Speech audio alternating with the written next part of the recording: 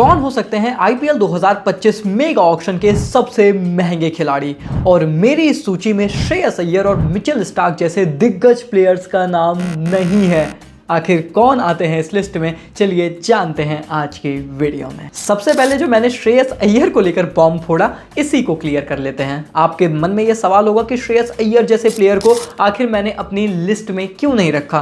दोस्तों बहुत सारे कारण हैं, पर दो इंपॉर्टेंट है। नंबर एक रीजन की ये टॉप 5 की लिस्ट है and this is mega auction, तो इसमें बहुत सारे मेगा सुपरस्टार्स हैं, इसलिए आप कुछ बड़े नामों को भी मिस होते नजर आएंगे। Number 2 and the most important reason is कि जब आप ऑक्शन की तरफ देखते हो आपको ये रियलाइज होता है कि उनकी खुद की टीम ने, जहां पर वो डिफेंडिंग चैंपियन है, उन्होंने उनको चैंपियन बनाया, कप्तान के तौर पर खेला, उस टीम ने भी उनको रिटेन नहीं किया। इसलिए क्योंकि वो उनसे 20+ करोड़ की डिमांड कर रहे थे और ऐसा टीम को लगता है कि वो इतनी ज्यादा वैल्यू हमें एड ऑन नहीं करते। तो सोचो जब आपकी खुद की टीम आपकी वैल्यू नहीं कर रही है एज अ कैप्टन, उसे खुद लगता है कि हम ट्रॉफी जीते पर शायद उसमें आपका इतना बड़ा रोल नहीं था, तो ये मैसेज ना सिर्फ आप तक सीमित नहीं रह जाता, ये मैसेज दूसरी टीमों तक जाता है। उसके बाद जिस तरीके से इन्होंने पैसे की इतनी ज्यादा डिमांड की, थोड़ा सा इनकी मार्केट वैल्यू भी, जो रेपुटेशन थी, वो इफेक्ट जरूर हो गई है। और उसके बाद दोस्तों जो T20 इनकी क्रिकेट है, जिस तरीके से ये खेलते हैं, वो भी दुनिया से उतनी छुपी नहीं है। दुनिया को पता है कि और बहुत बेहतर T20 के प्लेयर्स इस ऑक्शन पूल में अवेलेबल होने वाले हैं। और फिर ऑक्शन डिमांड एंड सप्लाई की चेन पर वर्क करता है। हाँ, कप्तान की डिमांड, इंडियन कैप्टन बहुत ज्यादा होगी और बहुत सी ऐसी टीमें जो ट्रॉफी नहीं जीती हैं, उनके लिए अगर कोई ऐसा कैप्टन आता है जिसने जस्ट अभी ट्रॉफी जीती है,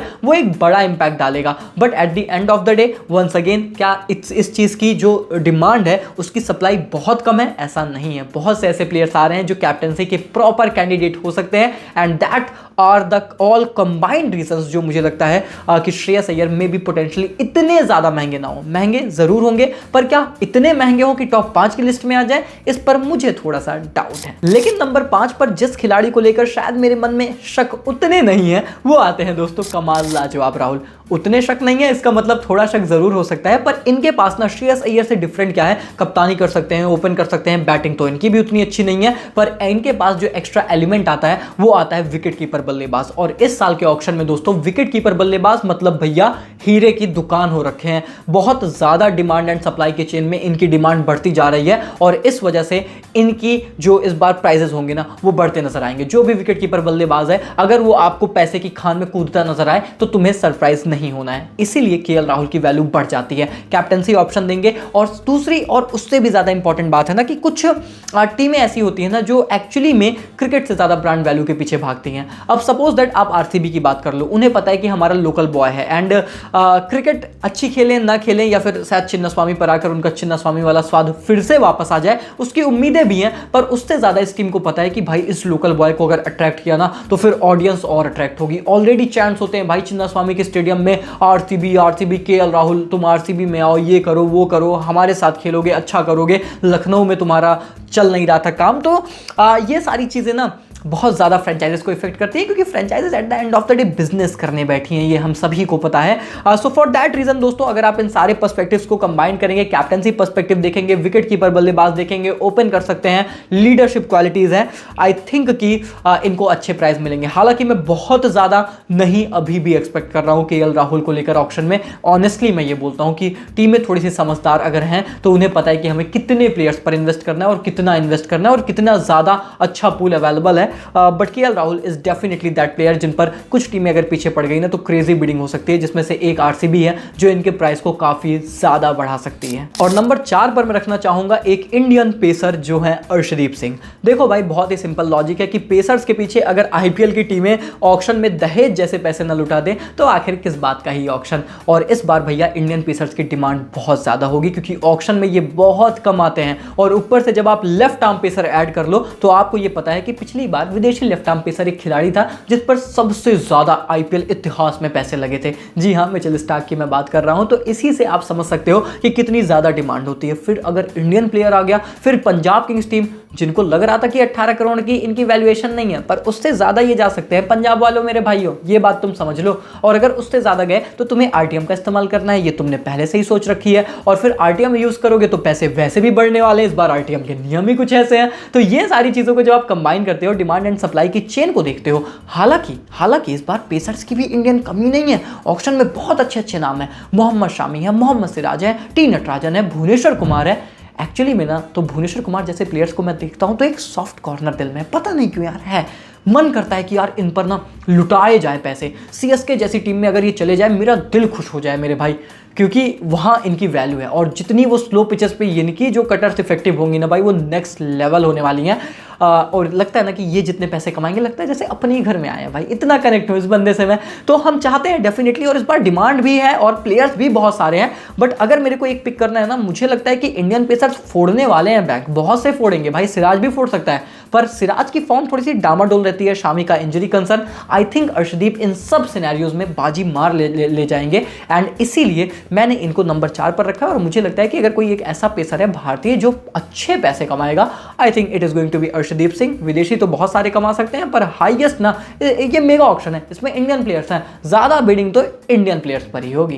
खैर नंबर 3 पर आते हैं भैया, विदेशी player Jos the boss Buttler. अब मैं भी कितना बड़ा पलटू हूं, अभी जस्ट बोला है कि इंडियन प्लेयर्स पर बिडिंग होगी और यहां पर जॉस का नाम ले रहा हूं। पर भाई इनके पास ना ये बॉस है, इनके टक्कर में नहीं है ना मेरे भाई कोई। अब देखो इनके पास एक्चुअली वो रेयर क्वालिटी है जो इस बार सबको चाहिए। आप समझ गए हो ना, समझ रहे हो ना। इंडिया विकेट कीपर बल्लेबाज, इंडियन नहीं पर इंडिया में आएंगे तो इंडियन जैसे ही बन जाएंगे 2 महीने क्रिकेट खेलकर। पर ये है विकेट कीपर बल्लेबाज, ये है कप्तान वाली बेहतरीन क्वालिटीज रखने वाले, in fact T20 world cup winning captain है ये। तो इनके पास कप्तानी है, इनके पास ओपनिंग है, इनके पास बहुत तूफानी बल्लेबाजी है, मैच विनिंग नॉक्स खेल सकते हैं, और इनके पास है विकेट कीपिंग स्किल्स। ये सारी चीजें जब कंबाइन होती हैं, आप उम्मीद करते हैं कि टीमें बैंक तोड़ेंगी, मुझे लगता है तोड़ेंगी। और इसीलिए दोस्तों जॉस बटलर के पीछे एज का तगाजा सिर्फ एकमात्र ड्रॉबैक है जिनकी वजह से ये पीछे हट सकते हैं। अब मैं ये उम्मीद कर रहा था कि जॉस बटलर 18 करोड़ में तो नहीं जाएंगे। देखो ये मेगा ऑक्शन है, मेगा ऑक्शन में ना इतने पैसे नहीं बनते कि हर कोई 20, 25, 30 करोड़, क्योंकि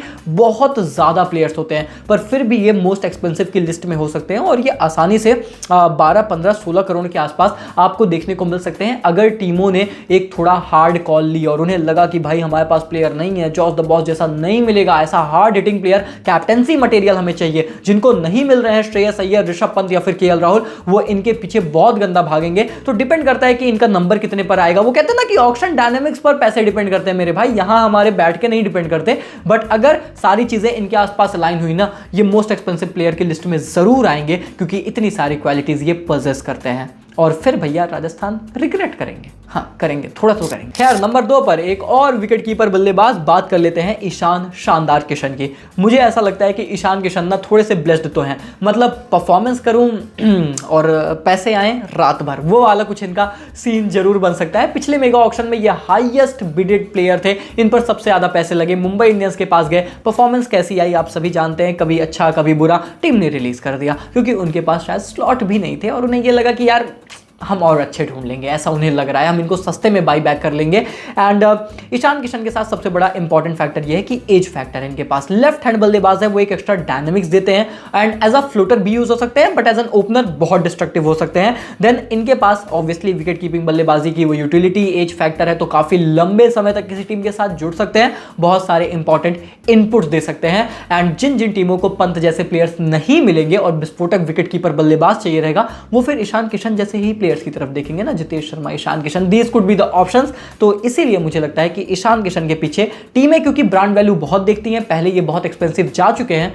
टीमें इनके पीछे भागने वाली हैं। एंड देन इस लिस्ट में टॉप पर आते हैं, आप सभी जान चुके हैं, ऋषभ शानदार पंत, और इनका रीजन आपको बहुत अच्छे से अब तक समझ में आ गया होगा। विकेट कीपर बल्लेबाज है, हाइप बहुत ज्यादा बनी हुई है, डिमांड एंड सप्लाई की चेन पर चीजें वर्क करती हैं, टीमों को विकेट कीपर की पेल कर दरकार है, इसीलिए हमारी टॉप 10 की लिस्ट में तीनों विकेट कीपर्स हैं। ये आपको ऑलरेडी बहुत कुछ बता देता है। एंड ऑलमोस्ट 7-8 टीम्स को ना एक क्वालिटी विकेट कीपर चाहिए, लीडर चाहिए, कैप्टन चाहिए, दिल्ली को थोड़ा सा पछतावा चाहिए। तो इन सभी का जब मिक्सचर बनेगा ना, तो बहुत सी टीमें भागेंगी। कौन कौन भाग रहा है? पंजाब किंग्स भाग रही है भैया, नंगे पांव भाग रही है इनके पीछे। आरसीबी ने तो अलग से बजट तैयार कर रखा है, सीएसके ने सुनने में आया है 15 से 20 करोड़ बना रखे हैं, और उनके पास तो पर्ची इतनी कम है, फिर भी उन्हें 15 से 20 करोड़ इनके लिए चाहिए, क्योंकि एमएस धोनी ने थोड़ी सी ऋषभ पंत से बात भी की है, फ्यूचर को लेकर बात की है, ये सुनने में आया है। तो सीएसके भी भागने वाली है। अब 15 से 20 करोड़ जब वो लगाने को तैयार है, तो तुम सोचो कि फिर इस पर कितने पैसे लगेंगे। मेरी समझ से आसानी से 22 से 25 करोड़ प्लस के प्लेयर हो सकते हैं